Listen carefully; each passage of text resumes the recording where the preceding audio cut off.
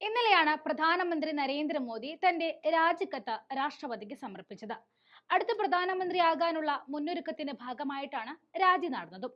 എന്നാൽ ഇവിടെ പറയാൻ പോകുന്നത് രാജിക്കത്തിനെ പറ്റിയല്ല, മോദിയുടെ കോട്ടിനെ കുറിച്ചാണ്. ആരെങ്കിലും ആ കോട്ടിന്റെ കളർ ഒന്ന് ശ്രദ്ധിച്ചിരുന്നോ? പച്ചയായിരുന്നു നിറം. ഇതുവരെ കാവിയും വെള്ളയും കറുപ്പും കരിനീലയും ഒക്കെ അണിഞ്ഞിരുന്ന മോദി 10 വർഷത്തിനിപ്പുറം പച്ച നിറമുള്ള ഒരു കോട്ട് ആദ്യമായി അണിഞ്ഞു. അതും രാജി സമർപ്പിക്കുന്ന ആ സുപ്രധാന ഘട്ടത്തിൽ. അതിന് പിന്നിലുമുണ്ടൊരു രാഷ്ട്രീയം.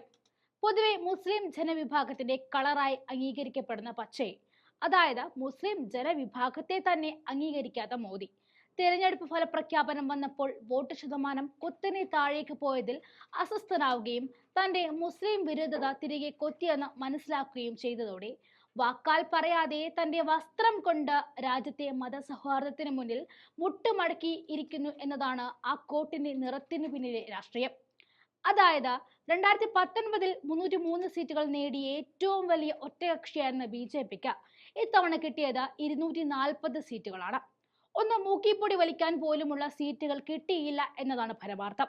അതിന് പിന്നിലെ കാരണം മുസ്ലിം വിരുദ്ധത കൊട്ടിപ്പാടിയതാണെന്ന് മനസ്സിലാക്കിയത് തന്നെയാണ് പച്ച നിറത്തിലെ കോട്ടണിഞ്ഞുകൊണ്ട് മോദി രാജ്യത്തോട് പറഞ്ഞ മാപ്പ്. കൂടാതെ നിതീഷ് കുമാറിന്റെയും ചന്ദ്രബാബു നായിഡുവിന്റെയും ഇരട്ട എഞ്ചിൻ സർക്കാർ ഒപ്പമുണ്ടെങ്കിലേ രാജ്യം ഭരിക്കാൻ ഒക്കുകയുള്ളൂ എന്ന അവസ്ഥ വലിയൊരു കൂപ്പുകുത്തിലേക്കാണ് ഭാരതീയ ജനതാ പാർട്ടിയെ എത്തിച്ചിരിക്കുന്നത്.